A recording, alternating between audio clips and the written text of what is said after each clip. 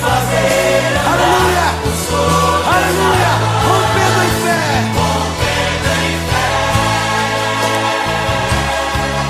Minha vida se revestirá do teu poder, rompendo em fé. Diga com ousadia: eu vou mover no sobrenatural. Oh, eu vou lutar e vencer. Oh, Senhor, eu vou plantar e colher. Graça e paz a Louvado. todos.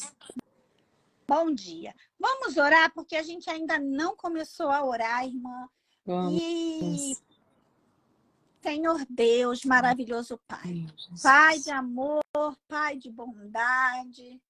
Pai, Tu és a luz desse dia que nos ilumina, a luz na noite escura que muitas vezes parece infinita, parece que não vai se findar, parece que não irá amanhecer, mas o Senhor é a nossa luz. Ah, Senhor Jesus, muito obrigada. Ainda que sejamos fracas, falhas, oh meu Deus, a gente pensa em desistir, pensa em não fazer mais nada, pensa em entrar dentro de uma concha, mas o Senhor vem e nos restaura no mesmo momento e nos coloca no coração uma vontade de querer fazer a diferença, de ser diferente, e a força que há em Cristo Jesus, a Tua alegria nos invade. E é por isso, Senhor, que eu continuo crendo nas Tuas promessas, é por isso que estou aqui a falar com as minhas irmãs, é por isso que nesta manhã eu digo sim, eu quero sim viver tudo para a glória do Senhor e não para a glória dos homens. Pai, é no nome de Jesus que eu te peço uma bênção especial por cada uma que tem se colocado neste momento, cada um que tem se colocado neste momento aqui nesta live. Pai, que as Tuas mãos venham tocar a cabeça de cada vida. Amém, Que cada casa venha ser invadida pelo poder do Espírito Santo. Amém. E que as trevas venham bater em retirada. Ah, Jesus, entre em cada cômodo desse lar. Ah, Jesus, não permita que o inimigo com suas mãos sujas venham plantar, meu Pai, inimizades, confusões, contendas, tristezas, rancor, depressões. Nessa live, compartilha com mais uma vida. Compartilha essa live, faça com que essa live chegue a mais. Glória a Deus. Graças a Deus. Então, vamos recapitular aí. Nós lemos, então, essa semana aí. Começou no 17? Foi no 17 ou no 18? Essa semana começou 19, 20, 21, 22, 23. Começou no 19 essa semana. 19. 19, Então, 20, 19, 21, 22, 23. Isso. Amém. Glória Amém. a Deus.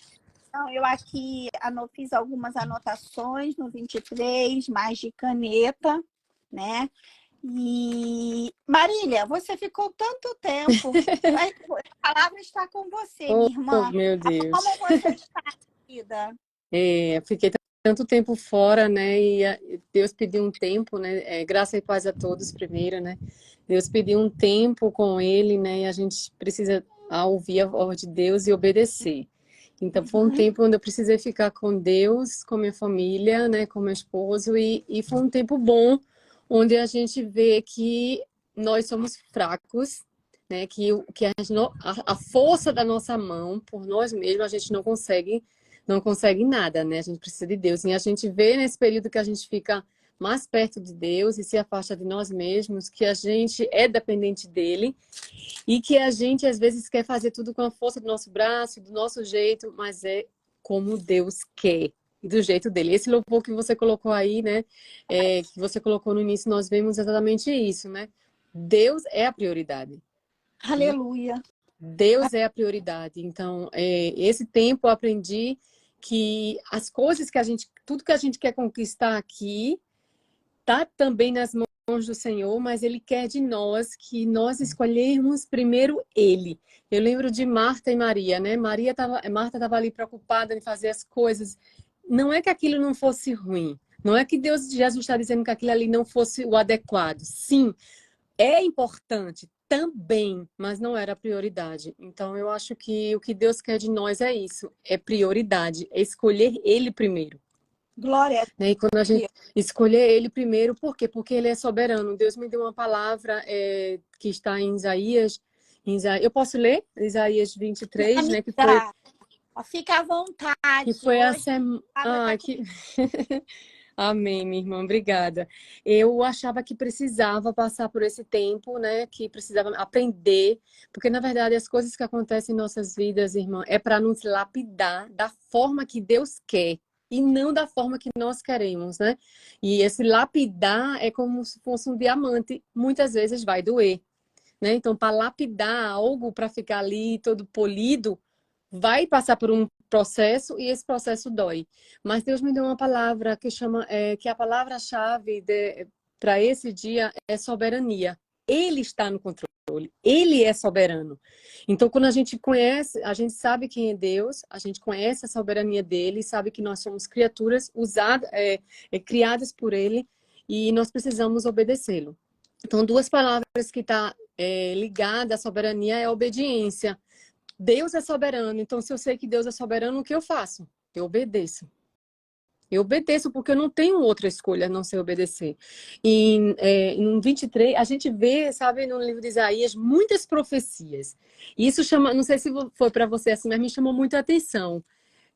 Destruição da Arábia, destruição profecia contra Jerusalém, contra a Arábia, contra Tiro. E a gente vai vendo ali as profecias indo, né? Contra o Egito, Etiópia, contra a Babilônia. E a gente vai vendo ali, poxa, quanta profecia, tudo tá acontecendo com esse povo. Por quê? Porque Deus é soberano. E ele está no controle, embora que as pessoas queiram ali fazer do jeito delas, não vai ser do jeito delas, vai ser do jeito que Deus disse que ia ser. E quando a gente olha para a Babilônia, a gente vê que ela não existe mais. E eu fiquei observando a Babilônia, meu Deus, a Babilônia está ali no meio do Iraque hoje, né? E está lá, e ela não está habitada. E quando a gente olha a palavra de Deus, ele diz, essa cidade jamais será habitada, ponto. Imagina uma profecia. O que Deus fala, acontece. O que Deus diz, acontece. O que Deus profetiza, acontece. Então, não, o povo pode espernear, a gente pode espernear, querer, como está dizendo a você, plantar bananeira, fazer o que quiser. A decisão é de Deus, a vontade é dele e nós precisamos aceitar. E eu acho que hoje a palavra para nós é essa, soberania e obediência. Soberania de Deus e a nossa obediência. Quando a gente vai para Isaías 23, ele dá uma advertência contra Tiro. E essa foi a passagem que mais me chamou a atenção, porque foi o que eu vivi esses dias, né? Ele diz, plantei navios de Tarsis, pois Tiro foi destruída. É uma profecia mostrando que aquela cidade vai ser destruída, ponto. Essa é uma decisão de Deus. Então, Deus tem um projeto para nossas vidas, para cada um de nós que está nessa live. E Deus diz, eu vou fazer assim, assim, assim, ponto. Não adianta querer brigar com Deus, não adianta querer fazer do nosso jeito, porque é a decisão de Deus. Então, nós vemos aqui que uma grande cidade portuária, uma grande cidade com um nível muito comercial, muito grande, de Társios era ali, né, onde ficavam os navios, que eles iam fazer a comercialização e nós vimos que essa cidade seria abatida e seu glamour cairia por terra. Então, não há mais o que fazer. Essa é a decisão de Deus. Ele disse o que ia fazer. Então, quando nós falamos de soberania, nós precisamos conhecer quem é Deus. Ele é o juiz. Ele é o juiz justo e fiel. E não há mais a quem recorrer. E eu me lembro, sabe, quando eu estava fazendo a faculdade, até comentei lá, a gente vê o juiz como aquela posição, né, aquela hierarquia que ele tem ali, e que você vai fazer tudo como advogado antes, levar provas, tentar contestar, fazer tudo. Mas quando o juiz diz não, é não. Quando diz sim, sim. E a diferença do juiz terreno é que ele comete falhas e o nosso Deus não. Nosso Deus é um juiz justo e fiel. E muitas vezes, Lu, as coisas vão acontecer em nossa vida e a gente vai achar que foi injusto. É injusto o que eu estou vivendo. Família tal vive assim, fulano... A gente olha muito para os ímpios, sabe? Os ímpios prosperam, os ímpios, olha lá, fulano não vai à igreja, não faz nada, e para ele dar tudo certo, eu vou para a igreja, eu faço tudo certinho, eu oro todos os dias, e jejum, e para mim está dando tudo errado. Essa é a visão, muitas vezes, quando nós estamos na fraqueza, né? Quando nós estamos tristes e quando nós achamos que estamos injustiçados. Mas nós não podemos fazer isso, porque a palavra de Deus diz que o nosso Deus é justo e fiel, e nós conhecemos esse nosso Deus e sabemos que ele é justo. Então, o nosso Deus, ele nunca falha, ele está fazendo exatamente o que precisa ser feito. Por quê? Para nos moldar. Mas só que a gente não quer ser moldado. A gente quer resolver as coisas do nosso jeito, a gente quer receber a bênção que a gente tanto ora, a gente quer obter resposta de Deus. E eu tenho um testemunho para contar que eu recebi uma resposta de Deus, e essa resposta foi não. E a irmã conhece a minha história, então Deus falou muito comigo. Por quê? Porque aqui, quando ele diz que vai ter essa advertência ali, né, que Tiro vai ser destruída, Deus diz assim, no versículo 4, envergonhem-se de Sidom, né, que era uma das cidades que faziam aquela comercialização. Pois o mar, a fortaleza do mar falou, não estive em trabalho de parto, nem dei à luz, não criei filhos, nem eduquei filhas. Quando a notícia chegar ao Egito, ficaram angustiados com as novidades de Tiro. Aí eu fiquei, meu Deus, por que me deu essa palavra? Exatamente nesse momento onde eu tinha lutado tanto para receber um positivo um positivo de gravidez, um teste de beta-HCG, que há muitos anos, mais de 5 anos que eu luto por essa resposta. E Deus fala trabalho de parto, fala em dar à luz, fala em filhos, em filhas. Por que Deus está falando isso para mim? Porque Deus sabia que essas palavras, elas doem, né? Essas palavras doem, essas palavras machucam, mas não é porque Deus é mau, não porque Deus quer me fazer sofrer, não, porque Deus quer me dar autoridade para falar aquilo que eu estou vivendo. Então, quando Deus nos dá uma situação para que nós possamos testemunhar que mesmo passando por situações difíceis, mesmo passando por situações difíceis aos nossos olhos, Deus tem um propósito por trás disso. Por que eu falo isso? Porque no 8 Deus disse, a palavra de Deus diz, quem planejou isso contra Tiro? Contra aquela que dava coroas, cujos comerciantes são príncipes, cujos negociantes são famosos em toda a terra. E a palavra de Deus no versículo 9 diz, o Senhor dos exércitos o planejou. Então foi Deus quem planejou isso contra Tiro. Não que Deus planejou hoje com algo contra mim ou contra você, mas eu quero dizer no sentido de soberania. Soberania, a resposta de Deus, ela é soberana. Quem fez isso? Quem fez eu não ter filho, não dar à luz, não sentir a dor do parto? Quem fez isso? Foi Deus. E esse mesmo Deus que fere é um Deus que cura, mas no tempo dele. Ele vai curar também o povo dele, mas no tempo certo. E Deus vai falando para mim, vai falando uma coisa muito interessante que um juiz faz. Quando o juiz decide o que ele vai fazer, quando ele dá ali a sentença final, não tem mais o que contestar. E Deus falou no meu coração, os planos de Deus são incontestáveis. Então eu não tenho mais o que eu possa fazer com a minha força. Com a minha força, não é o meu mérito, não é porque eu falo isso, falo assim, falo assado, orei mais, não é barganha, não é troca. É o plano de Deus. É o plano de Deus, é o que ele decide e nós precisamos obedecer. Então, quando ele planeja, acontece. Ele planejou com essas cidades, o que iria acontecer com elas. Ele planejou com Babilônia, ele planejou com Israel e assim aconteceu. E de tudo que nós vemos do povo de Israel, nós vemos quando o Senhor dos Exércitos está no controle, o que é que a gente faz como soldado? Obedece. E o que é que o povo fez? Desobedeceu. E nós vimos as consequências até hoje. Um povo escolhido, mas que não conheceu a Cristo. Então, que nós precisamos saber que nosso juiz, ele é justo, sim, e fiel. E quando eu li esse versículo 4 e 5, meus olhos ficaram fixos e eu chorei e disse, por que Deus? Porque Deus sabia que nesse tempo eu estaria vivendo a resposta de um não de Deus. A vergonha, a dor, o vazio. Mas Deus sabia também que esse teste de gravidez tanto almejado, e Deus estava dizendo para mim, você não será mãe, você não vai gerar, você não vai ter filhos. E eu precisava aceitar essa decisão, porque a decisão de Deus, ela é incontestável. Então, quando Deus, ele pode mudar o nosso futuro, sim. Ele pode mudar hoje, amanhã, a minha história, sim. Mas hoje, a decisão de Deus é essa, não. Não. A gente precisa aceitar a resposta de Deus como não. Ele é juiz. A decisão do juiz não será contestada. Então, se um dia eu entreguei nas mãos de Deus o meu sonho, a minha vida, e quando nós entregamos nas mãos dele, eu não posso mais pegar de volta. Eu preciso confiar nele e entregar a ele. Então, qual é a área da sua vida que você precisa ainda entregar nas mãos de Deus e esperar ele dizer sim, não ou talvez, e aceitar a resposta de Deus? Então, talvez nós precisamos olhar dentro de nós e achar que muitas vezes queremos se sobressair com a força do nosso braço, mas não julgue o que Deus faz como injusto. Então, a resposta para nós: nosso Deus é justo. Não julgue como injusto. Não olhe para o ímpio. O ímpio terá a sua própria recompensa. Deus, ele é o juiz. Não se compare com os ímpios. Não se compare com A, B, C, D. Você é quem Deus escolheu para você ser, e você precisa tomar ciência da sua identidade nele, em Cristo. Então, se é dessa forma que ele quer, ele é Deus, sim, eu vou aceitar. É sem filho? Sim, eu lembro de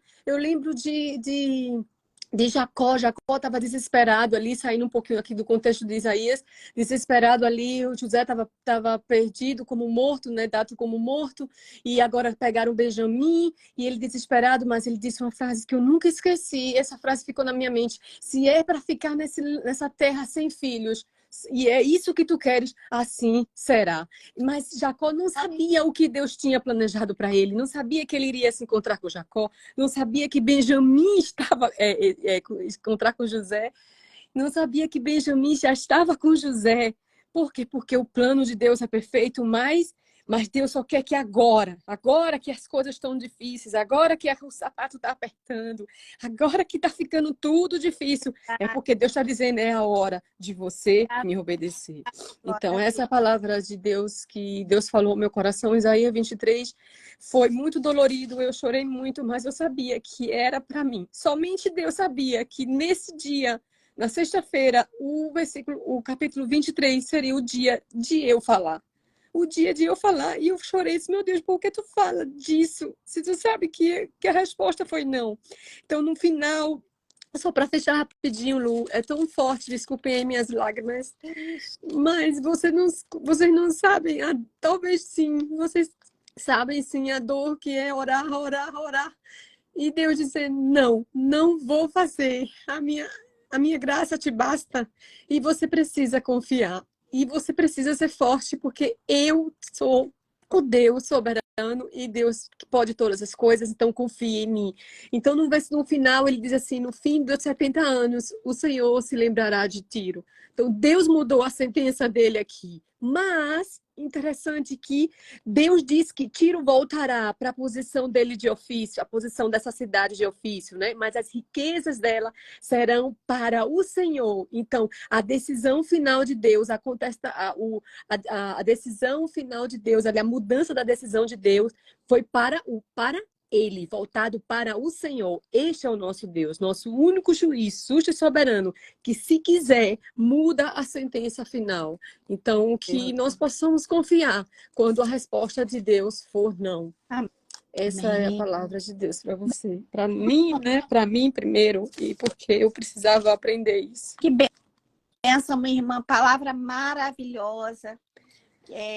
Extremamente usada. Eu anotei aqui e já recebi. Amém. Aqui a palavra: quando eu entrego a Deus, eu não posso pegar de volta. Não posso. Anos, e precisamos aceitar o seu sim e o seu não. Amém. Então, a Maria falou aqui sobre a palavra, e isso aqui que ela falou, essa aceitação, ela é a fé. Ele é a fé. Porque se você tem fé, você entrega e pronto, você já crê. Você já crê que Deus vai fazer o que Ele quer. Agora, quando você entrega e você fica manipulando, dando o seu jeito, colocando as suas mãos, o milagre não vai acontecer. Porque Deus, ele não precisa de empurrãozinho. Deus não precisa do nosso jeitinho. Deus não precisa da nossa mãozinha, a gente fazer isso, fazer aquilo. quando Ele quer, Ele vai no hospital e Ele ressuscita mortos. Amém. Quando Aleluia. Ele quer, Ele abre porta onde não há.